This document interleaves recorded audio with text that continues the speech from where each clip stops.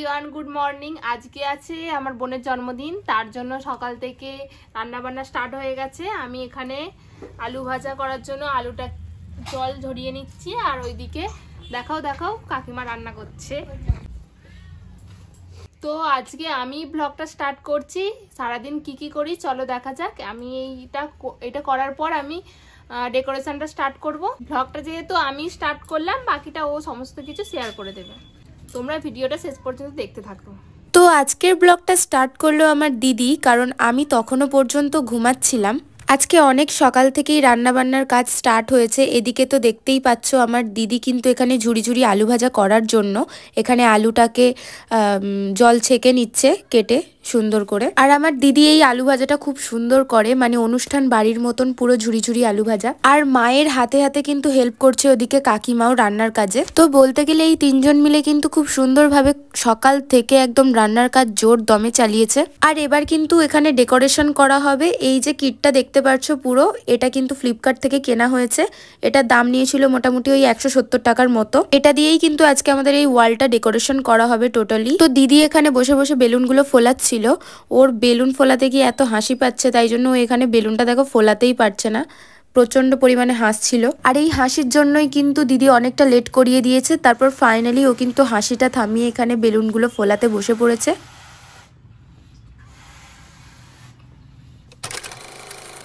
আর তারপর বেশ অনেকক্ষণ বাদে কিন্তু আমাদের দেখো সমস্ত বেলুন ফোলানো কমপ্লিট হয়ে গেছে। আর ওর একার দ্বারাই যেহেতু হচ্ছিল না, তাই আমিও কিন্তু অনেকটা হেল্প করে দিই এই বেলুনগুলো ফোলাতে। আর এবার কিন্তু আমাদের এই ওয়ালটা সাজাতে হবে খুব সুন্দর করে, যেটা আমরা খাওয়া দাওয়ার পরে সাজাবো, কারণ অনেকটা দুপুর হয়ে গিয়েছিল। আর এটা হলো আমার বার্থডের জামা, যেটা আমার মা আমাকে গিফট করেছে। তো তো তো আজকে হচ্ছে আমার বার্থডে।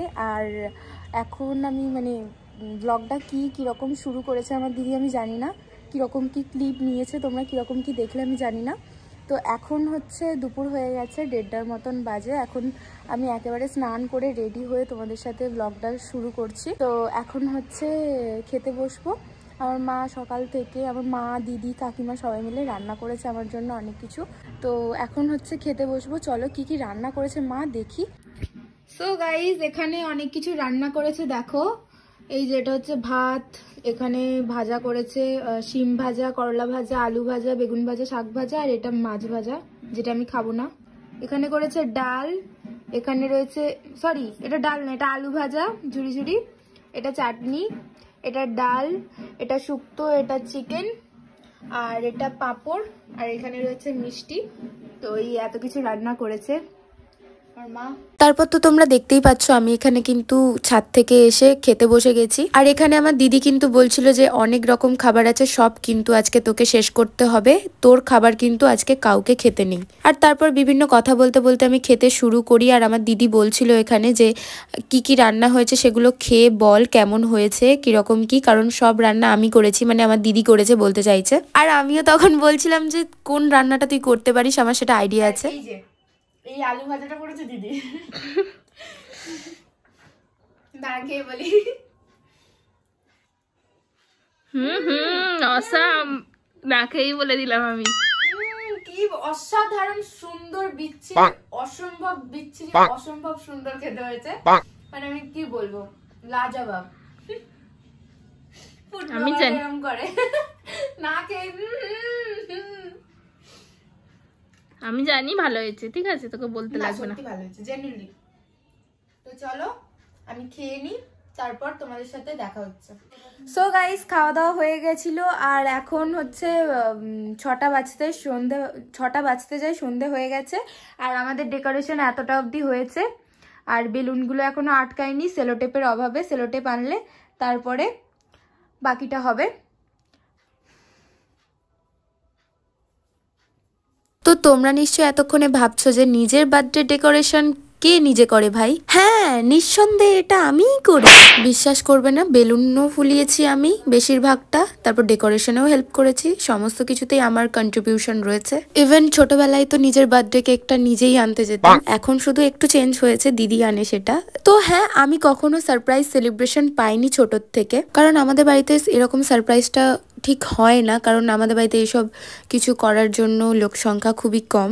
যা করতে হয় নিজেদেরকেই করতে হয়, আর স্ক্রিপ্টেডলি সারপ্রাইজ হতে হয় যদি হওয়ারই থাকে। তো এখানে আমার জামাইবাবু কিন্তু সেলোটেপ নিয়ে চলে এসছে, আর আমার দিদিকে হেল্পও করছে, সেলোটেপ কেটে কেটে দিচ্ছিল। আর আমার দিদি এখানে বেলুনগুলো আটকাচ্ছিল, আর তার সাথে মা করে দিয়েছিল একটুখানি কফি। তো আমরা তিনজন মিলে মানে কফি খেতে খেতে এই কাজগুলো করছিলাম। তারপর তিনজন মিলে সারা সন্ধে কিন্তু আমরা গল্প করতে করতে পুরো ওয়ালটা এরকম ভাবে ডেকোরেশন করে ফেলি, আর এটা হচ্ছে আমাদের ওয়ালের ফাইনাল লুক। তো কেমন লাগছে অবশ্যই কমেন্টে জানিও। তো এবার হবে কেক কাটিং, তো চলো।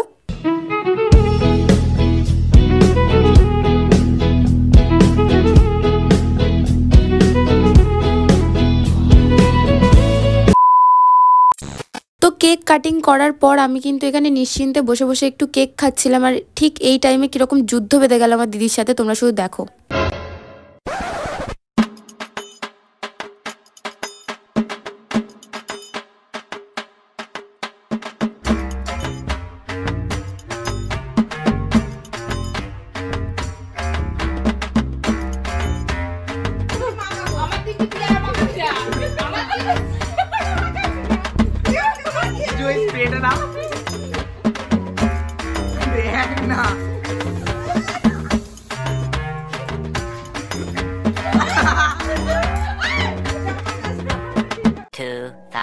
Years later. তো এরকম ভাবেই আমার বার্থডেটা সেলিব্রেট করা হলো। আর তোমরা কিন্তু গেস করতে পারো যে আমার কততম জন্মদিন ছিল এটা। তো আজকের ব্লগটা এত অবধি, দেখা হচ্ছে নেক্সট ব্লগে।